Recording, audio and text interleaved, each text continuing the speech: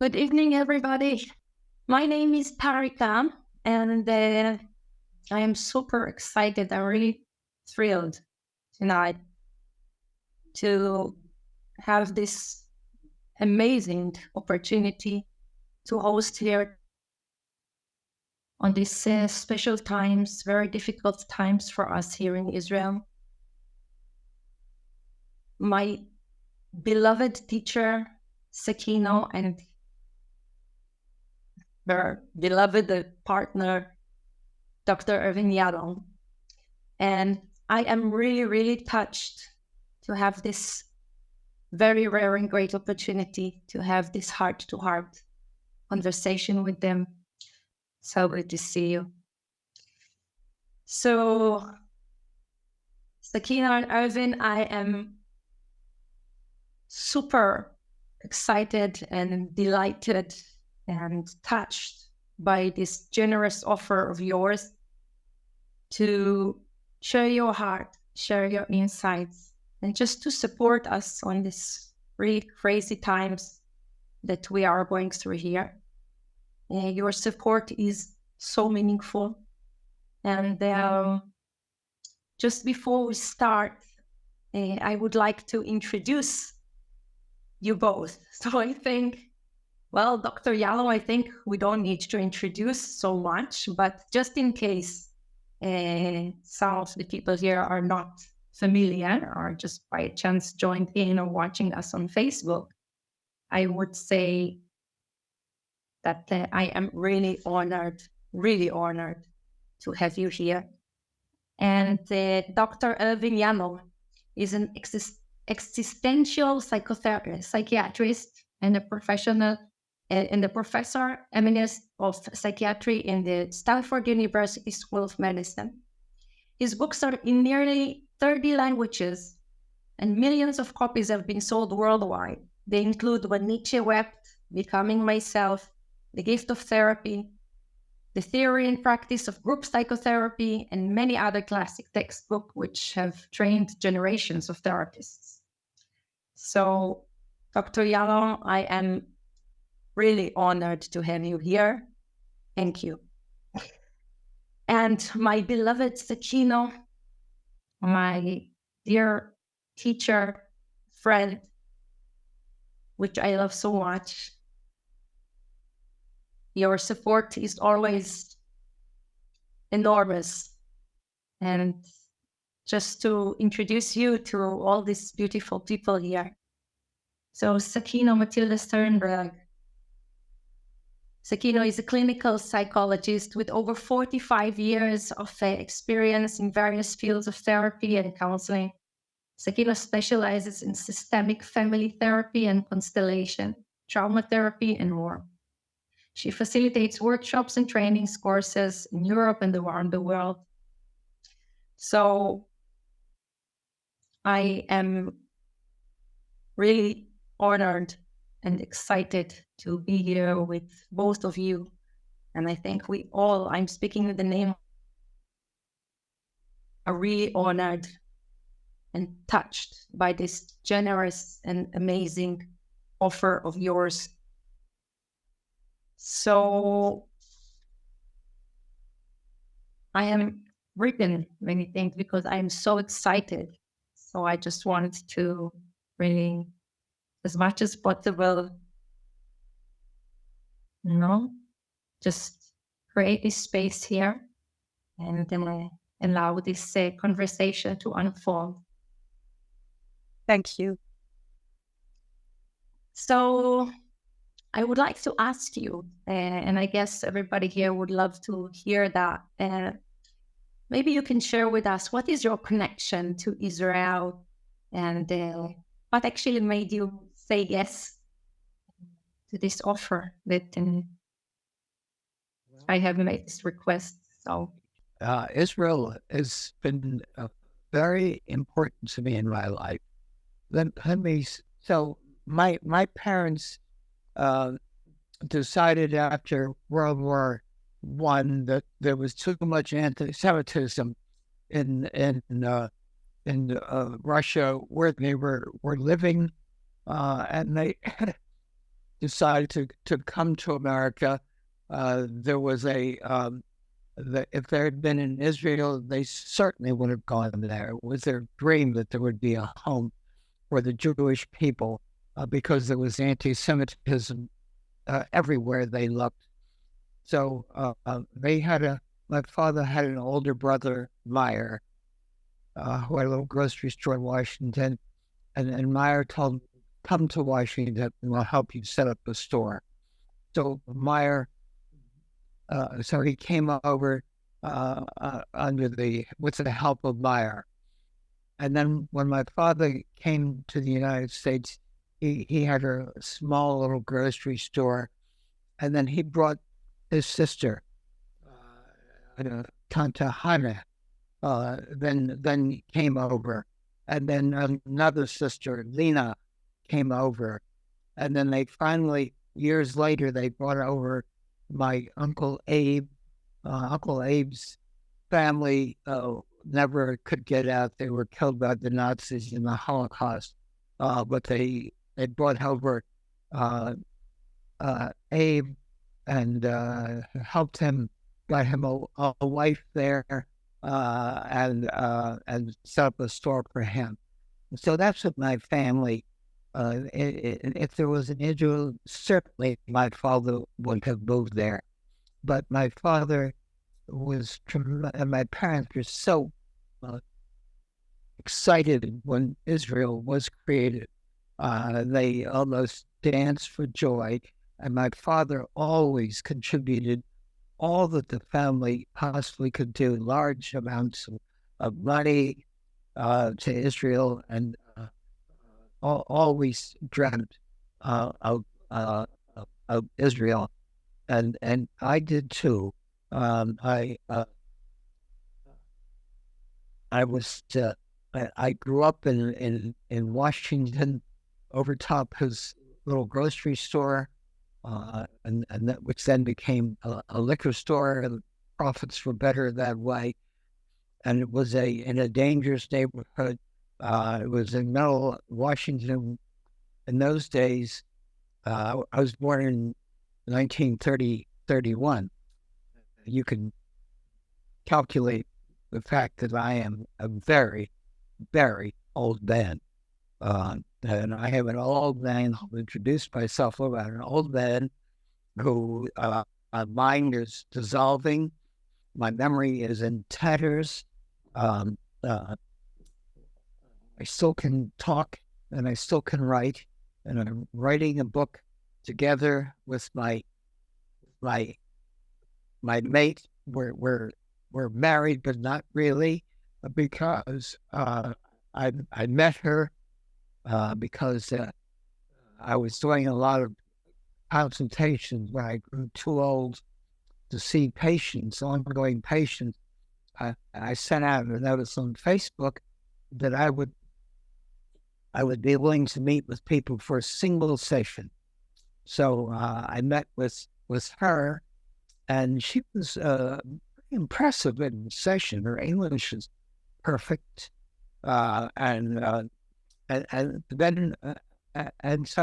then she said, "I'd like to meet with you a second session." I think I don't do any second sessions. It's a single session, but somehow something about her is something charming about her.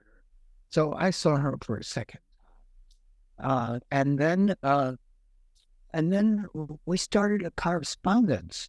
She was starting to write to me, and I was at that point.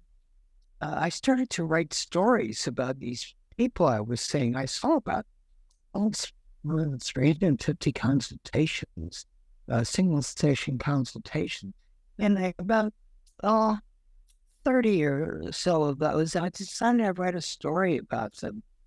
So I'd write the person and say, "Listen, I want to write a story. Would you?" And I'll send you the story. Would you please give me your permission? So I sent her the story that I'd written about her. First of all, I was willing to see her a second time. That was very unusual. But then we started Zooming together. it was I think one of the world's first Zoom romances. We started Zoom sessions, and then one day she announced to me, and furthermore, by the way, the story she wrote about me was extremely good story, extremely good story. And so we started.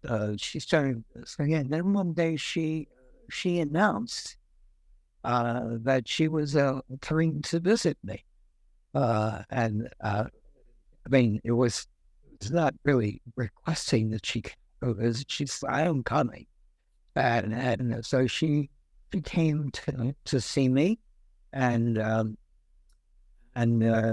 once she came, we have been inseparable since then.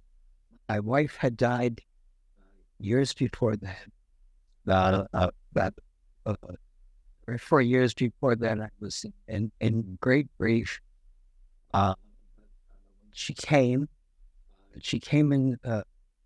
into my home from the airport, and immediately we fell in love, and so she stayed with me, and we were extremely close, and then we began writing about our sessions, the first stories that we had written, the first two stories one another, and then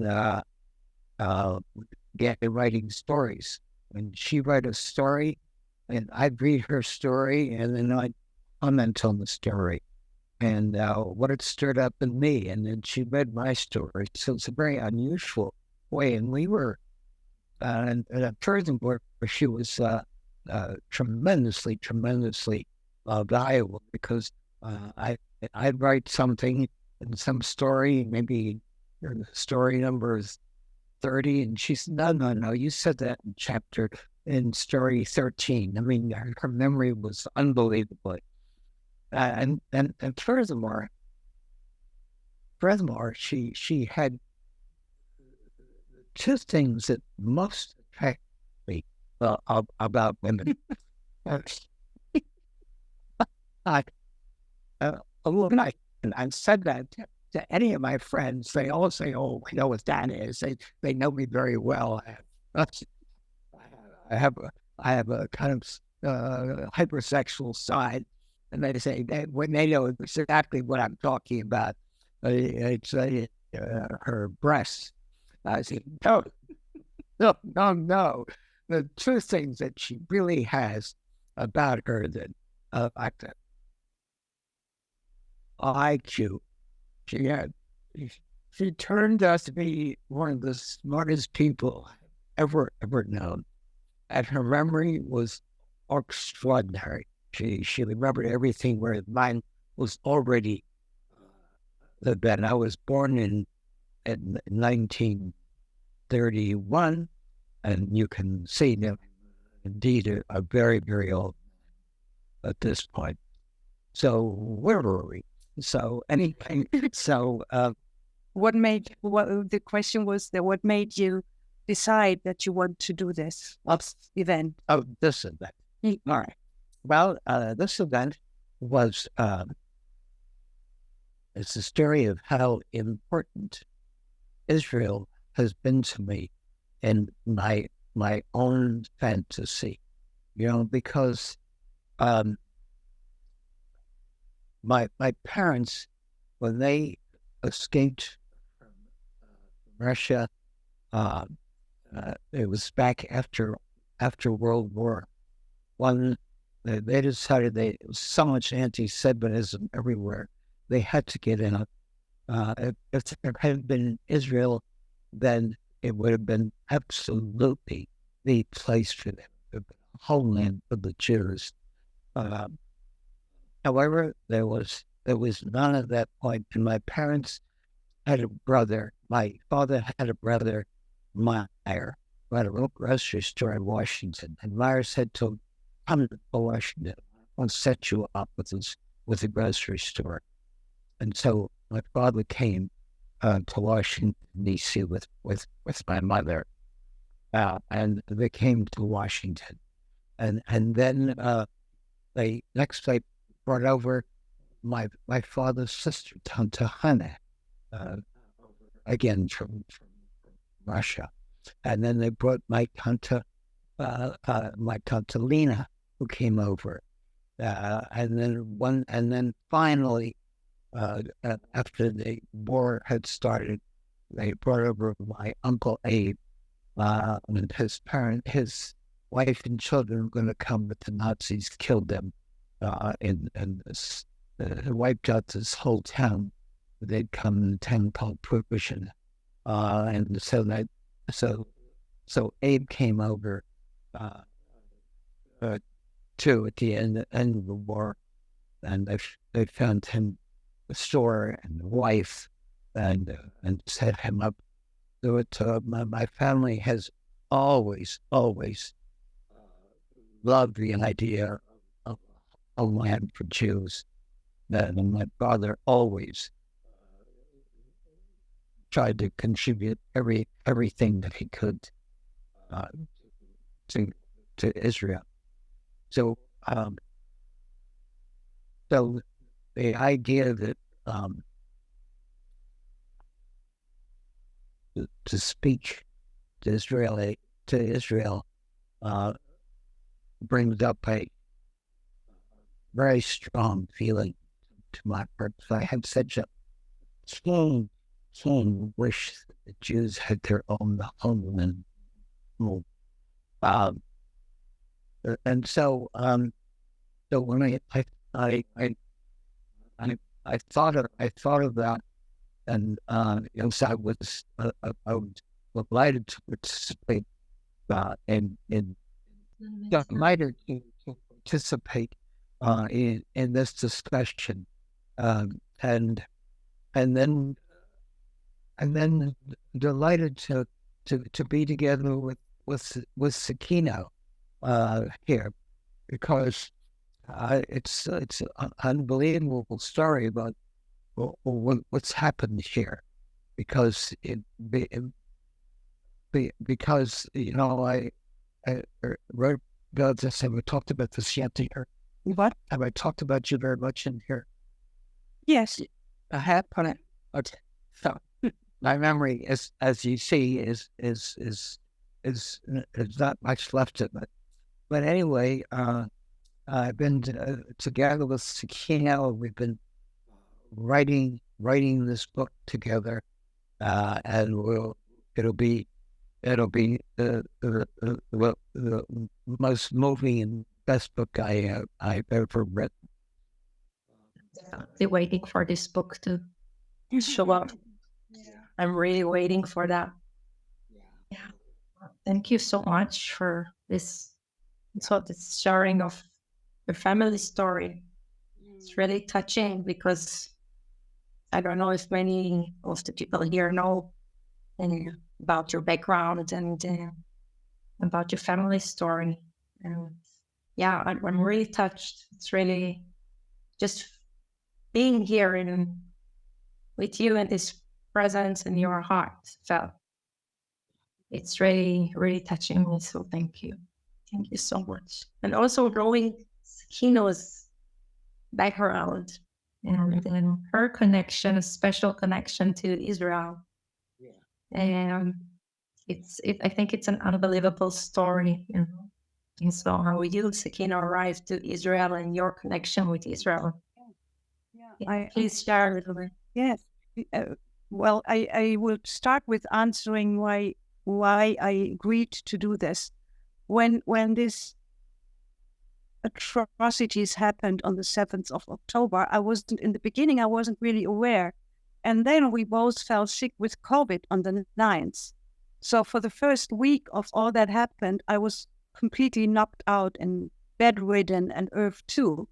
But then after a while, I became aware what had happened, and it shocked me to the bones. And what really happened inside of me, I felt an incredible sense of helplessness, like helplessness, and it reminded me of a situation 22 years ago, when I was in a conference in Würzburg, I think, where I met two people who changed my life, and their names were Dan Baron, an Israeli professor, and Sami Adwan, a Palestinian professor. And the two of them were giving a lecture, and 2001 was the second Intifada. And they had managed to come to Germany together. And they were telling the story of the Israeli-Palestinian conflict situation and what happened right now. And at that time, there was a lot of killing and abduction of Palestinian people. And it was heartbreaking to listen to the two of them, how they had become friends, despite all that had happened in the country. So whatever it was, after their lecture, I went up to them and I said to them, I cried. And I said, I would like to help. I don't know what to do. And he said, your tears are more than enough. And that came up in my mind again. And even then, at that time, I thought my tears weren't enough, but I couldn't do anything. And now I felt the same. Yes, I'm heartbroken seeing what happens. And it reminds me why I came to Israel in the first place, because that started when I met Dan Baron and Sami Adwan. I said, I want to come to Israel. And until that point, I had not been aware that I come from a family of Nazi perpetrators, because it was completely silenced in our family. My father was a Nazi, and my father killed Jews. I don't know what he personally did, but he was part of a unit that was sent to Minsk, White Russia, from 1943 to 1945, and they were killing all the Jews there. And Irv's family comes from that area, those two little shtetls. And when I met Irv in the first meeting, we touched that issue, and I could see how shocked he was that he was all in a sudden confronted with something he had to try to avoid all his life. He didn't want to deal with that. And I have been dealing with it for more than 20 years. So we met in that theme, Holocaust, Nazi perpetrator descendant meeting a survivor or a child of a surviving people from that area. And in my mind, I was thinking, my goodness, maybe my father killed family members of him. So the two of us meeting, and then we had this, he talked about that, we had the second meeting, and it soon became so clear that what happened between us is we are healing each other. We are, and then we fell in love. First we became friends, and our whole relationship is soaked in the Holocaust. And now he's in Berlin living with me, and I wasn't aware what a shock that is for him. We seeing the Stumblestones, we visited the memorial, and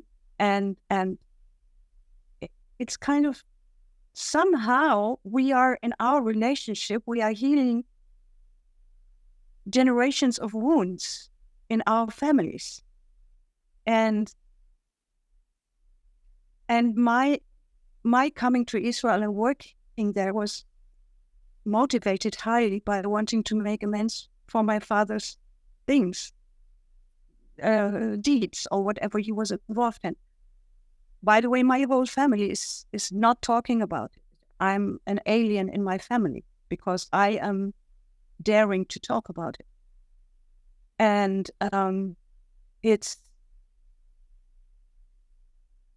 and now sitting here with you and seeing what happens now, and I'm not taking sides in terms of these are the bad ones, these are the good ones. I think all the people on both sides are victims of something. But now I'm speaking to Israelis, and I just want to show that I care. That's why I'm here. I want to show that I care, that my heart is with you, the ones who are in pain, in agony, in fear, and have lost family members and friends. And you told us yesterday how many people you know that have lost many people. And it breaks my heart. It breaks my heart. And that's why I'm here. That's why I'm with you in this hour of sharing, because I don't have recipes what to do. There are so many recipes out there, and I think whatever helps someone to deal with the situation right now, good, do it. Doesn't matter what it is. Yesterday I read two beautiful things on Facebook. One was, there's this restaurant that I really like in Tel Aviv, Ha'achim, and brothers. And those two brothers, they wrote a big contribution in Facebook that the moment on the 7th of October that happened, they closed the restaurant and they became volunteers, and they have been cooking 250,000 meals for people in need. And he wrote how many volunteers came and told us yesterday how many volunteers help in Palestine. And this is what I think, what we are here for, to just be with each other and help whatever we can do. I cannot do practical stuff, but I can, because I'm not there. But I can be here and say, my heart is with you. So. Yeah, this is very, like we told you yesterday, we had our conversation yesterday, and as we shared with you, both Chaitanya and me, that actually, we invited people here because you're both highly qualified therapists, and maybe people came here because they are therapists themselves and they are working with people that are fully traumatized right now. And maybe people came here because they just don't manage to sleep at night. Because I told you yesterday, it's like the whole country is awake during the night. It's unbelievable. Then it came up to a point where people actually volunteered from the States and from Australia to support Israelis at night that are awake anyway. So I feel like this whole country is there. There's also old wounds that are being triggered, like the Holocaust.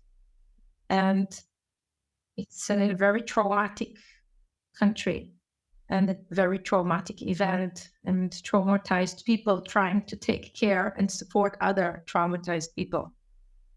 And as we shared with you yesterday, whatever the reasons that brought all these people here this evening, maybe our mind wants to know some more, and the case, but actually what feels now for me is that just having you here,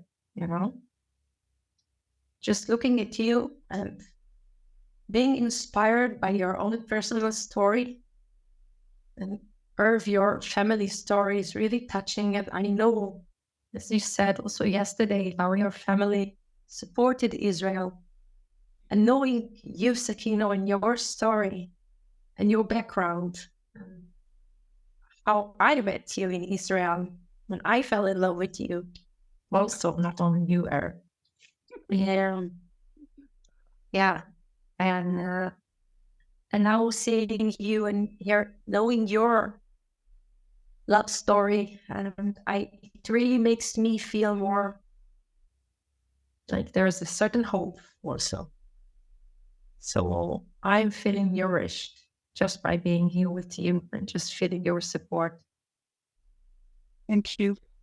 So I would actually like, because this is not just a conversation between us three, and there are many other people here, I would like to open this space for maybe some questions coming from people that are here with us. So Chaitanya, maybe if you can just open the chat, and then, as I said, you can write down in Hebrew or English, and down where you can write those questions. So the chat is open. If somebody wants to ask something, while people are writing down the questions. Yeah, I just want also to tell that on Facebook, if somebody also wants to write the question, I just forgot for a moment, we're also broadcasting on Facebook, so there's also a possibility to write in the comments there, and then Dharma will be picking up those questions. I'm sorry, we will not be able to answer all of them, but whatever it's possible. Mm-hmm.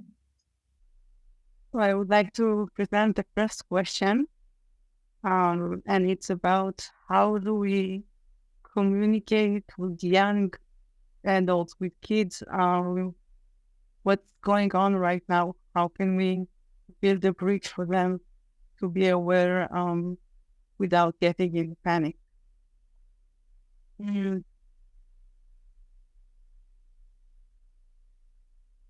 Well, I can't. Well,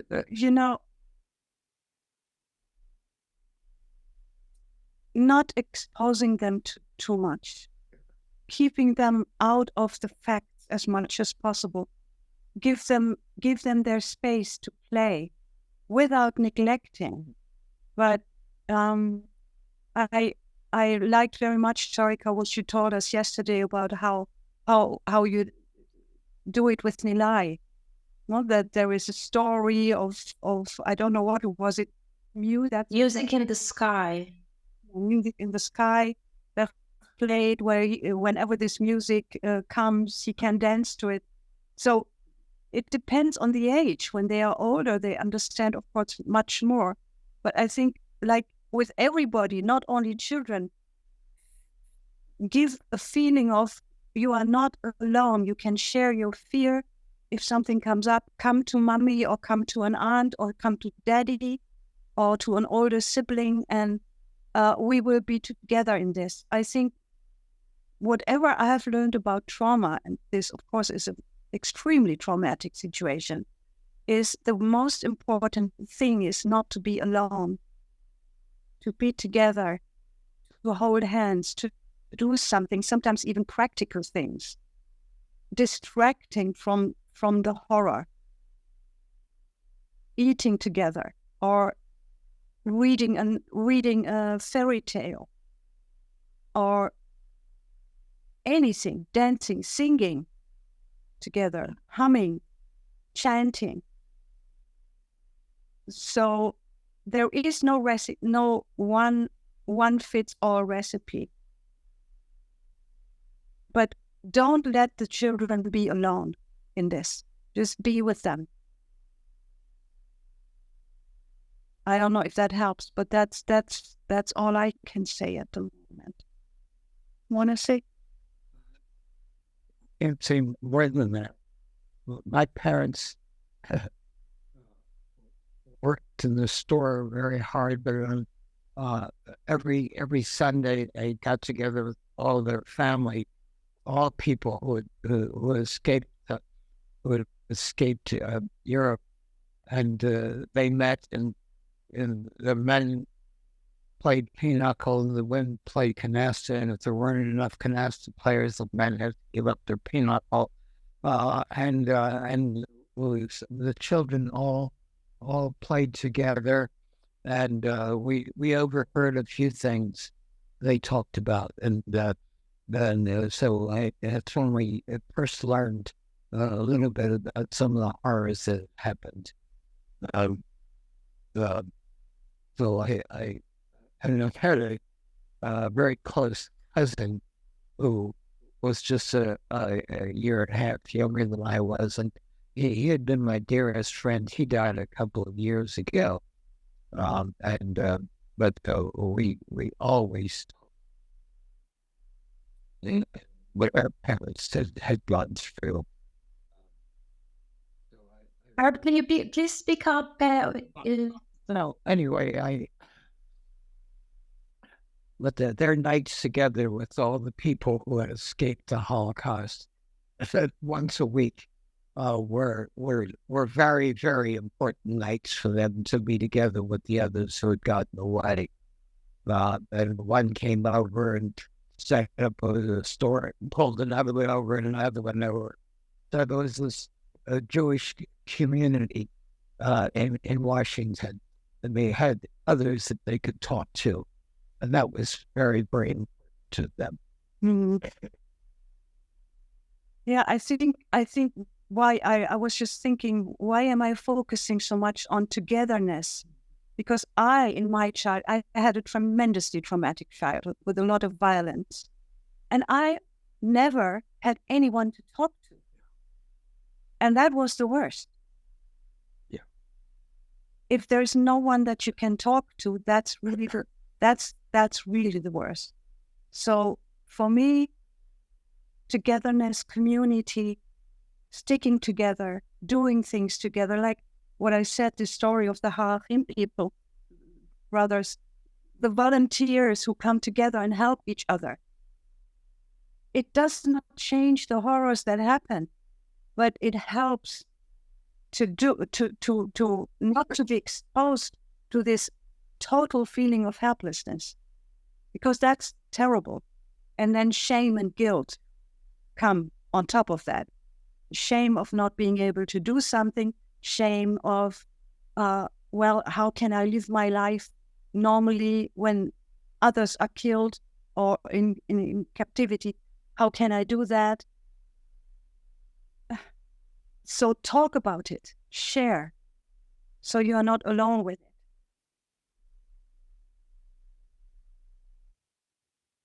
Thank you so much for both of you for this answer. I find it,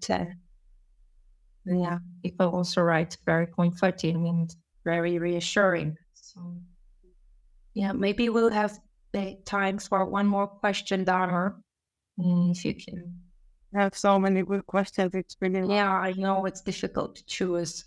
I'm seeing many different phrasing of the same question, so I'm trying to bring the essence of it.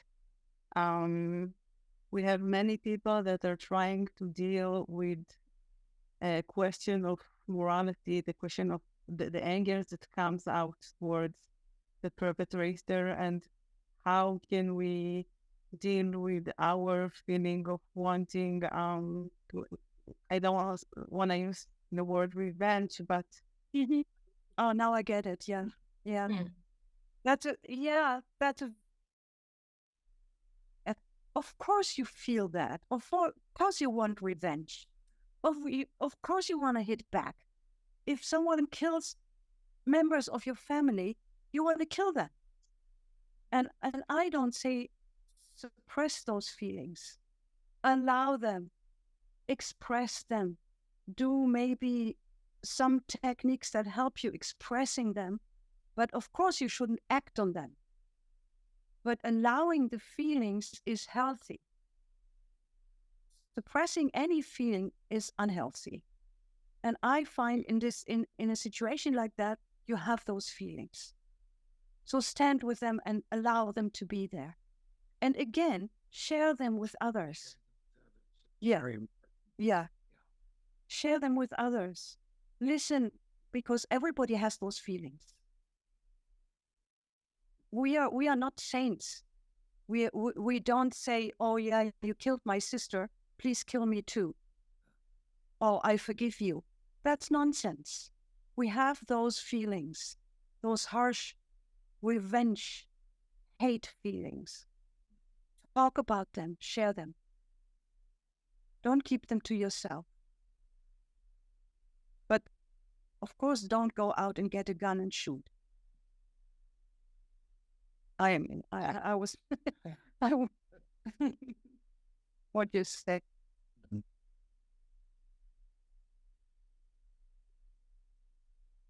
And it is hard.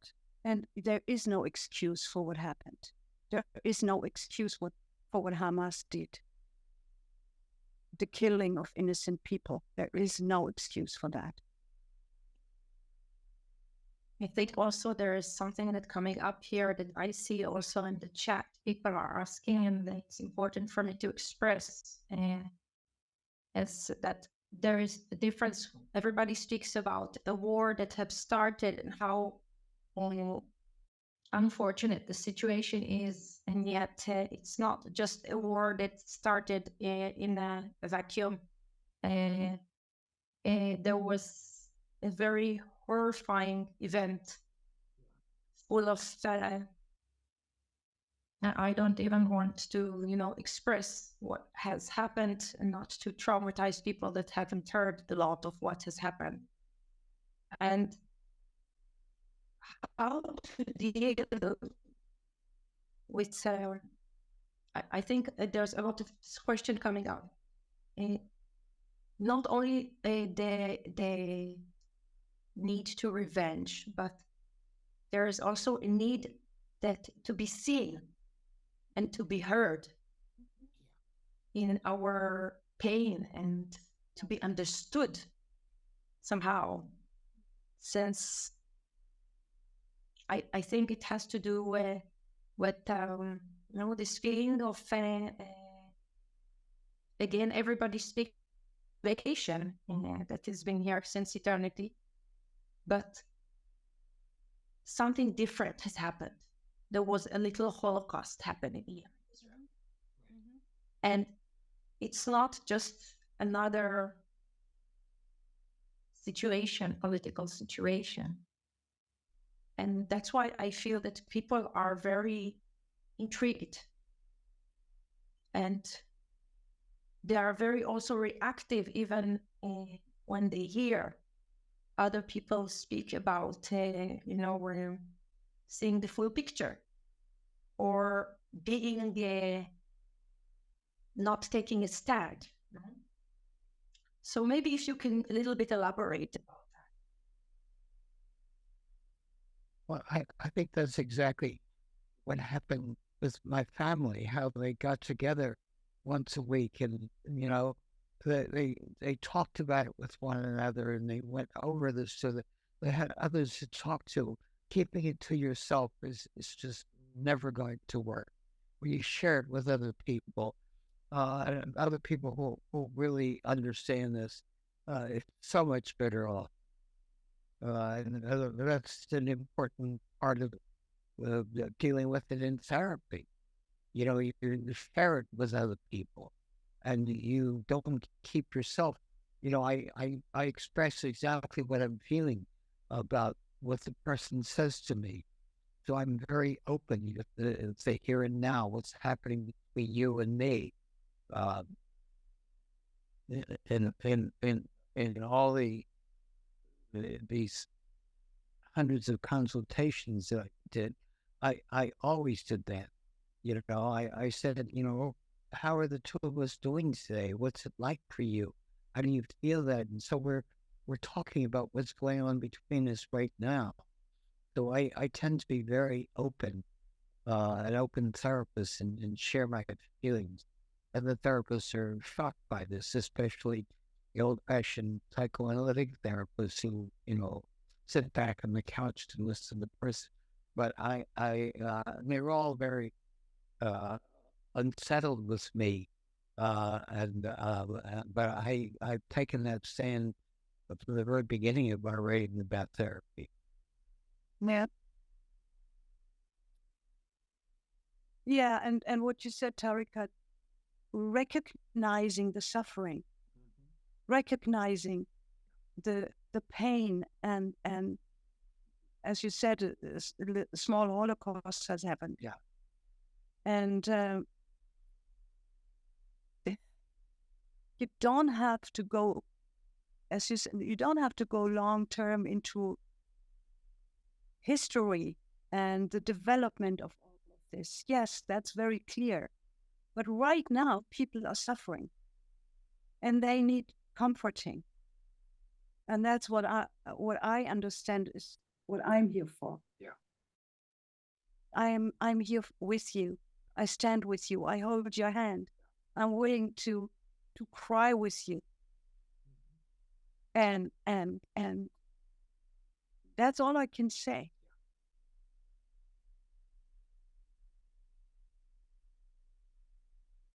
Thank you. Thank you so much for that. I really feel what you're saying, and I think everybody here can really feel this. There's not a certain technique of how to do. There's no recipe. No, there is no recipe. The only recipe that I can say I would put into the word be human. Be human with each other.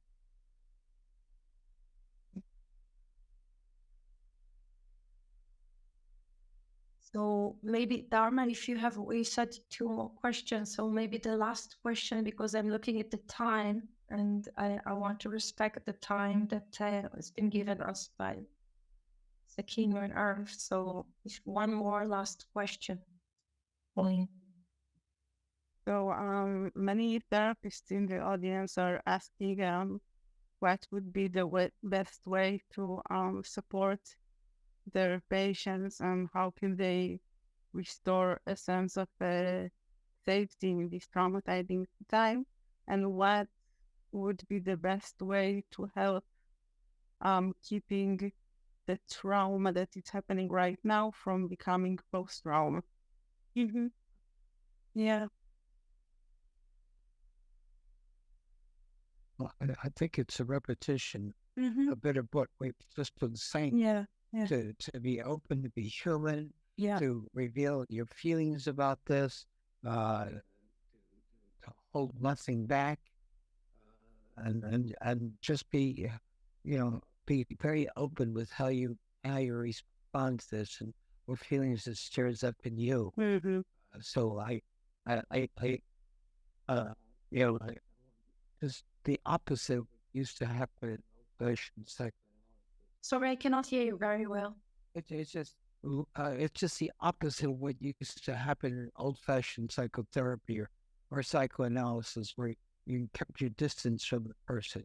With me, I tend to be another human being, listening to them, expressing what feelings this stirs up in me, and share everything about this and what's happening between the two of us. So I can only say that you very receptive and you respond very openly to the other person. And adding to that, or just making that, because what that does when you are open with the other and you share how you feel about what happens in the other, what it creates is a tiny moment of feeling safe. And that in those times, I think, is the only thing you can do. You cannot create safety outside the therapy room for them, but you can create tiny moments of safety in the connection between the two of you. Yeah. And I even would add, if it's appropriate and if it feels right, make physical contact, hold hand, or put your foot next to the foot of the other. Sure. If the person is open to that, don't do it uninvited, but show that you care as much as you can and go beyond your limits of being a therapist.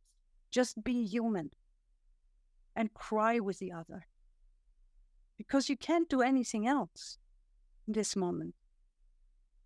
Be there for them. That's what I can say.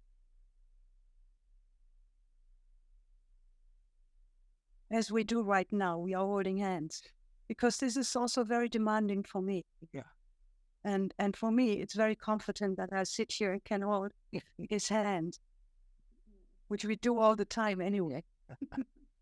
We are very physical. And And I know many people are physical too.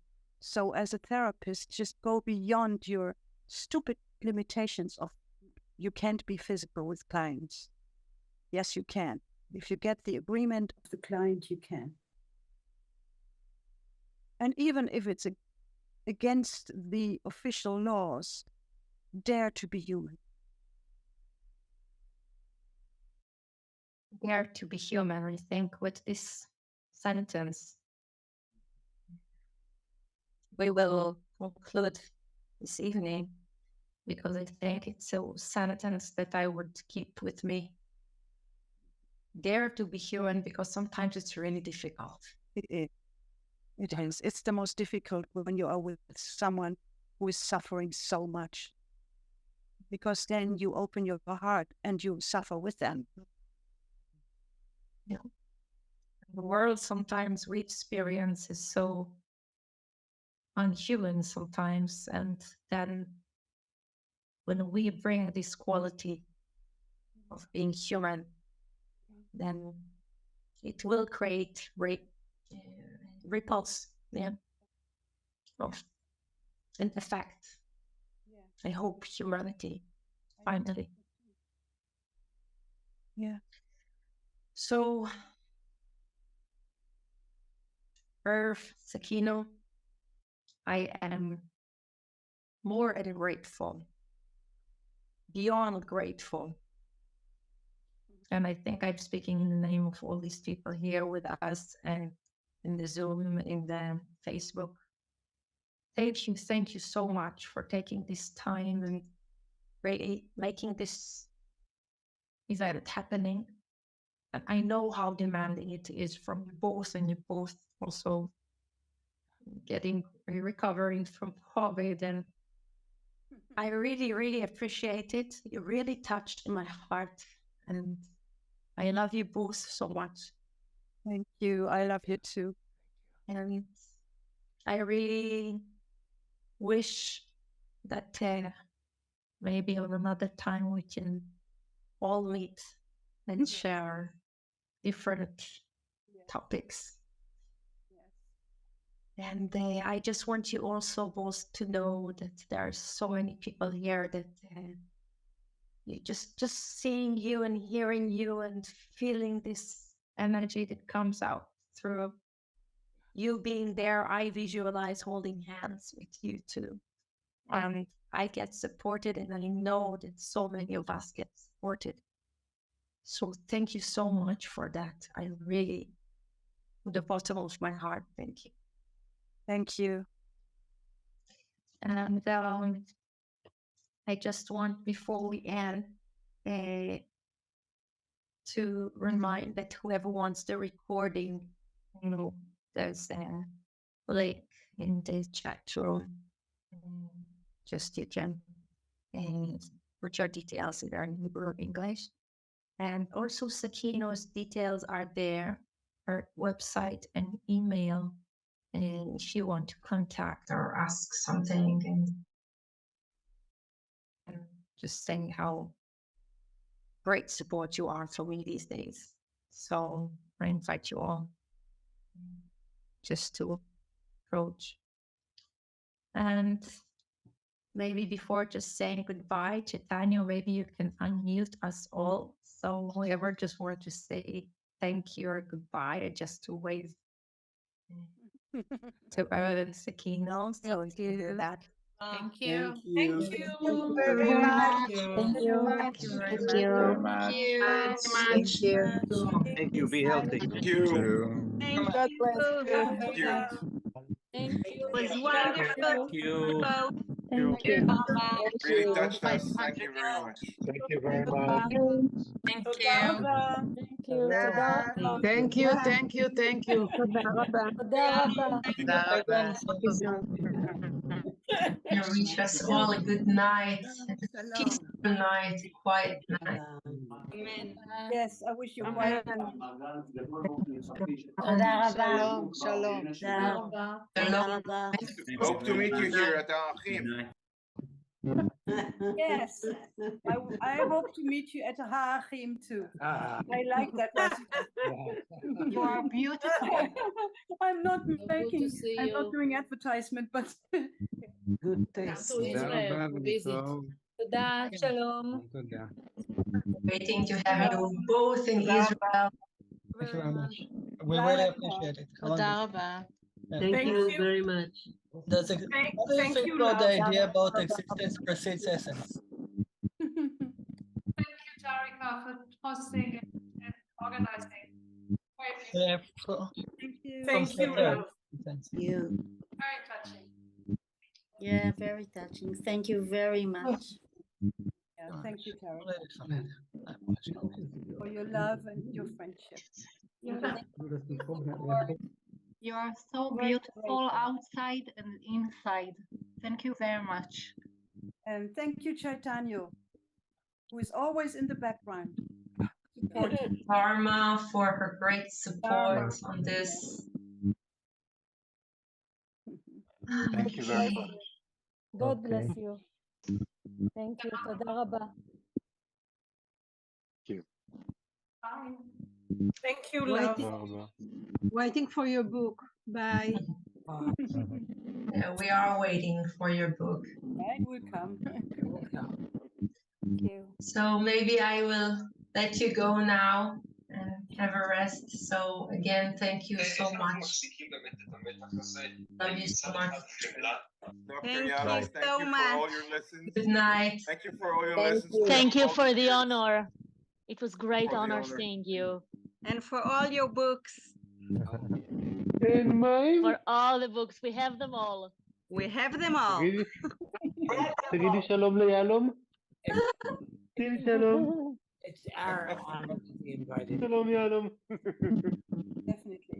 Our honor. Thank you for everything. A teacher for life. The book when the world cried. This is the book I'm waiting for.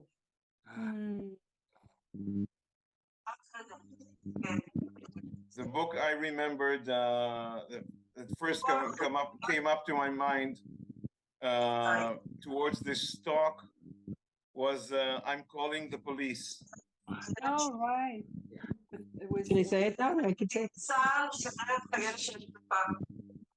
what it was his name?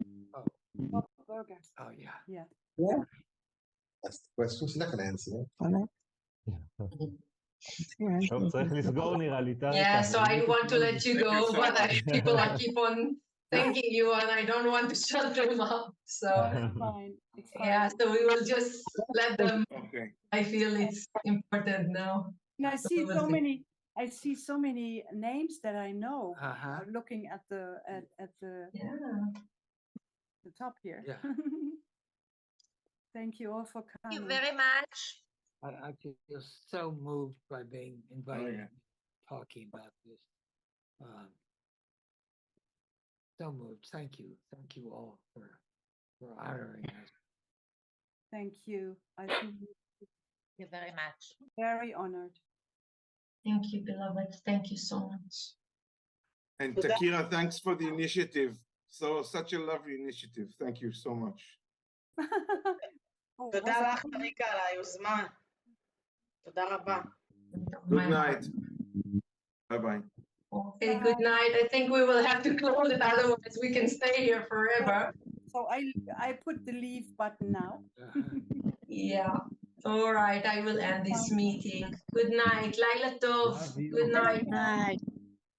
Night. Laila Tov means good night. Laila Tov. Thank you very much. We really appreciate it. לילה טוב. Ganz gut. תשלחו הקלטה למי שלא הספיק את הכל? How do you ask for one? You register for the recording, no problem. Where can I do so? Okay. It's in the link in the chat. Oh, okay. Thank you very much. All right. Good night, everybody. Laila Tov. We really appreciate it. Peaceful night. All the time in essence. תודה רבה.